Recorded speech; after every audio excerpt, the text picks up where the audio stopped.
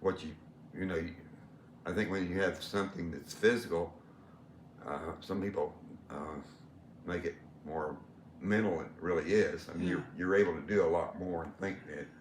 And I was I was really uh, I picked up on the fact, and this happened to be one of your themes. I think I guess it was all tell, but you used the theme of love, and then you talked about being over there with your mother.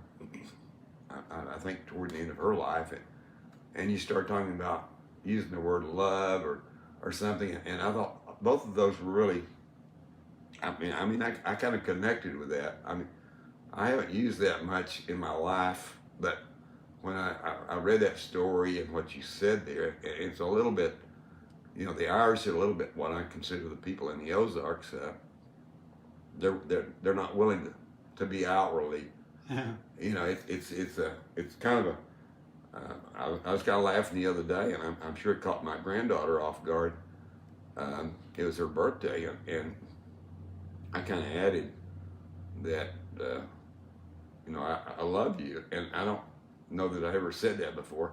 And I'm not saying that that's something because of what I have, but it's just the fact that I've become more of an extrovert and not as much. Some of the things that's come about is personality changes. I don't know if you feel like you're more reserved or more outward, but in my case, I'm more outward. I need the friends, or I connect with people, and some of them are, I'm more in the social media, but I try to respect the privacy of people, but you still, when people do things to uplift you, you still want them to know that they're important to you, and that's what I was wanting to get to is, your situation. It seems like uh, I don't know your sons in this area. Where are they now? No, they're all in LA, North Carolina. Okay, North Carolina. And one's in Faithful, actually. Okay. But I found that Parsons made me more reserved and more sentimental.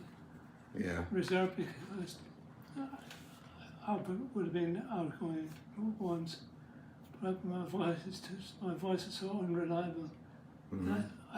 I think I might say something maybe a bit witty, but I don't trust my voice, so I don't say that thing. Yeah. So I come across as much more stoic, because you got this gawking look in your face, which makes you look even more stoic.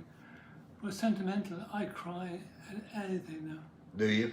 I cry Yeah. tonight. It's a different emotion. I know. I interviewed some people that was in a rock steady boxing, and they all got pretty candid about things, and it was interesting to see how they react. Like you're saying, and it is something that some people can't accept it. They think you ought to be the old tough guy you were, or you might, it's not the same. But I thought that conversation you had with your mother, and I think the fact that she was pretty much didn't use that much, and I'm sure never used it. Well, that's kind of with my parents. I can't remember them ever saying anything. No, it would have been. It was just the way it was, wasn't it? I had her headaches having if she said something like that.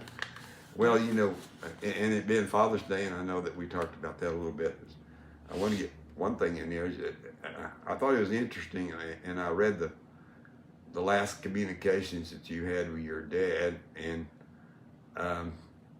it was kind of a bad deal that you weren't able to see him, but you wrote a letter to him. And if you got any thoughts on that? I mean, I remember, you said that you're going to win, and I thought that was something that. Well, when I saw the letter in my mom's possession after she passed away, it was very visceral. Probably back to that time exactly, and but having made the promise, I had to decide whether I would live up to the promise or not, and that made me the person I am. I was going through life until I was 15 with no real purpose. Yeah. That gave me purpose. Well, the thing, and I think you said this pretty well, that I guess at 15, you were kind of in a position where you weren't able to, I think they thought maybe they had it taken care of, and they didn't really maybe do enough to prevent the second heart attack, but he'd had a heart attack and then Yeah. he died not too much later. If it was in America, he would have had bypass and he would have been fine, but Yeah. Irish medical help wasn't so great back in the 1970s. Yeah, It's just my mum died in the same ward yeah, 30 years later. yeah. That's what you thought. You know, that was. I mean, it was sad that it was the same place, and sad. I mean, maybe things weren't done in her situation either. I mean, you felt like there could have been done more. I think. She was caught. She had cancer. She got too late in life. Yeah. But it could have given her more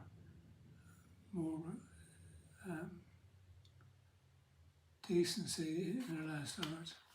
Mm-hmm. She was in a hallway and she was dying.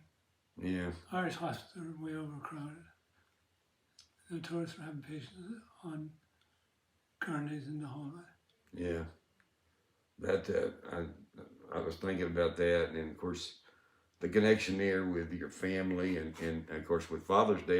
Do you have anything planned for Father's Day, or is it just going to be here and with your wife? And I'm paying attention to yeah, it's kind of crazy. my father in the lives. So Yeah, and of course you have your children, so you have to see what they have planned or whatever if there's anything going on there. But I didn't know what your plans were there. But no, I was thinking, your career. I got a kind of it was kind of